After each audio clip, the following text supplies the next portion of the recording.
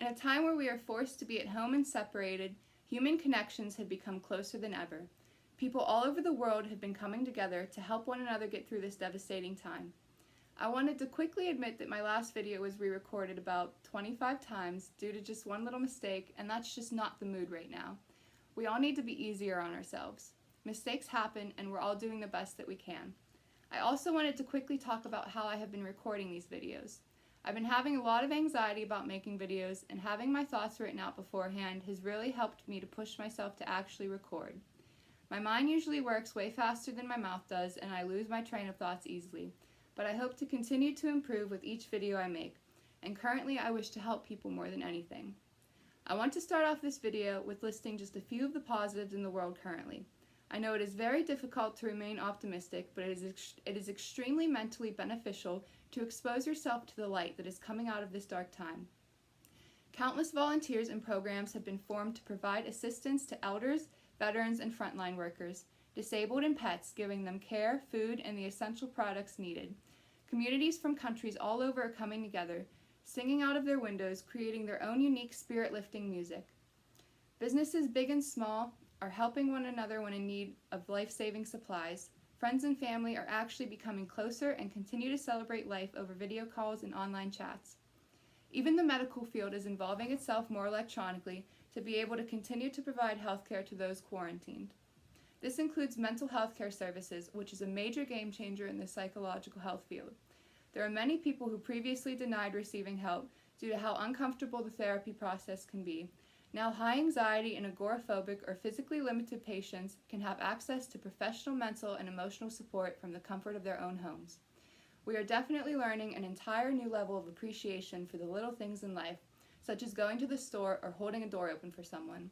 We all have greatly improved hygiene practices, and there has even been a positive environmental impact with a large decrease in air pollution.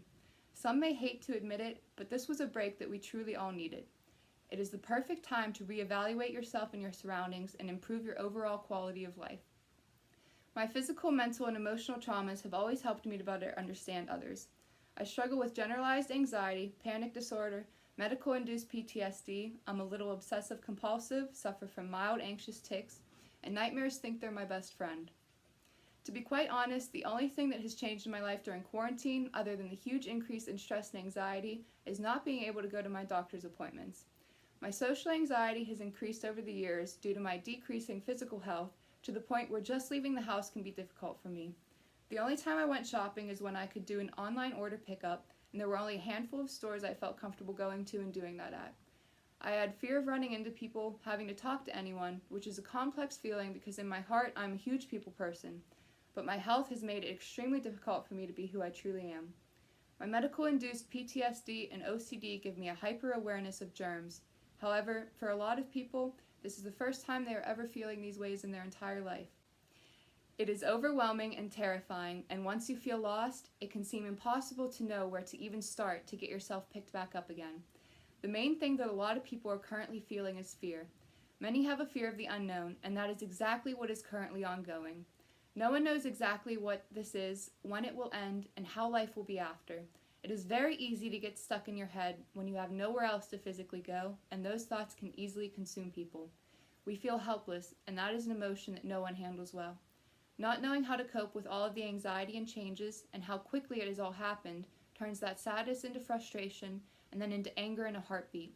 Some of our main concerns is the safety of our loved ones, but we end up unintentionally lashing out at them, and then in turn we feel at our lowest. Relationships are being put under an intense amount of pressure throughout all of this. Long distance and different viewpoints can cause every issue swept under the rug to arise. It is immensely important to remind yourself to take the time to step into their shoes and see things from their perspectives. This will not only allow you to better understand them and where they are coming from, but it will help you to also realize that you are not alone in the ways that you are feeling. Communication is definitely key to maintaining healthy love. Understand that both you and your loved one's feelings are valid. Even when you think differently, that does not make the other's emotions any less valid. What they are feeling is as real as what you are. Everyone handles everything in life very differently. Some ways to stay close and connected are through video chat. It is the easiest way to feel like you are with someone when you are actually not. Aside from just talking, you can watch TV or movies on Netflix together. Just press play at the same time. or there are even online services now that can help you watch them together. You can play online multiplayer video games or board games if you have the patience to do that. You can do pretty much all of your daily activities together, including even propping your phone or tablet up next to your bedside and falling asleep together. Another idea is that you can write a letter and mail it to them. However, I know that going to the post office is not an option for everyone, so another way that you could send them something would be to order it online and then have it shipped to their address instead of yours. Just be sure to sanitize any mail you receive. You will quickly learn that distance indeed makes the heart grow fonder. It is not impossible to continue to try and live a somewhat normal life through all of this. I know it is easier said than done, but a very important stabilizer is keeping a routine. That is what is screwing up everyone more than anything right now. Our routines are demolished, and there has been so much surrounding environmental changes, which a lot of people do not like in general, let alone in this mass amount. A simple task that you can accomplish every single day is to wake up and make your bed. It is a quick and simple step that gets the day started feeling good about yourself.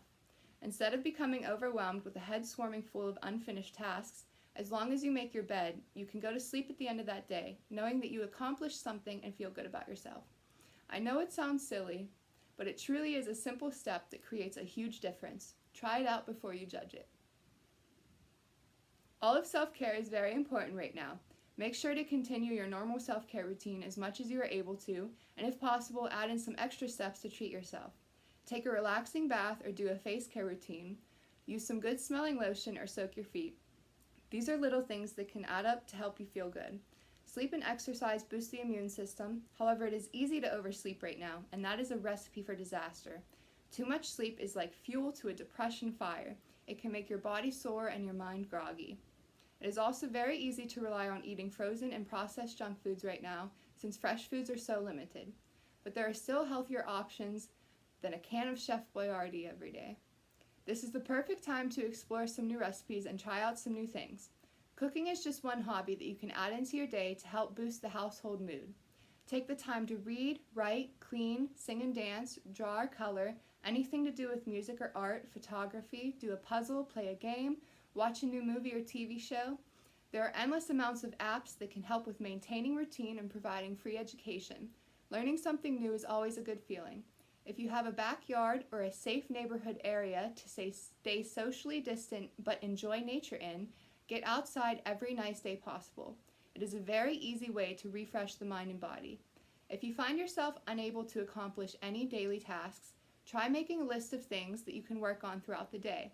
Start by making the list very small, including things that you would normally do anyways, such as eat and shower, take care of pets or kids. Sometimes your pets are your kids. And then slowly add more to the list when you feel that you can handle it. A truly life-changing idea that I learned from a YouTuber is to create a happy moments journal where you simply just write down one thing that made you feel happy that day. It can be any small thing, such as something good that you ate or a TV show or song that made you smile, absolutely anything.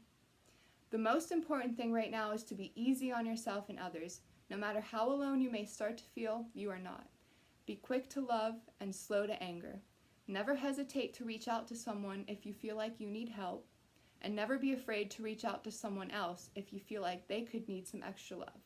Even if they're not admitting to it or acting like it, we can all use some extra love right now. I love you all, and please keep yourself and your loved ones happy, healthy, and safe. We can stay strong and get through this.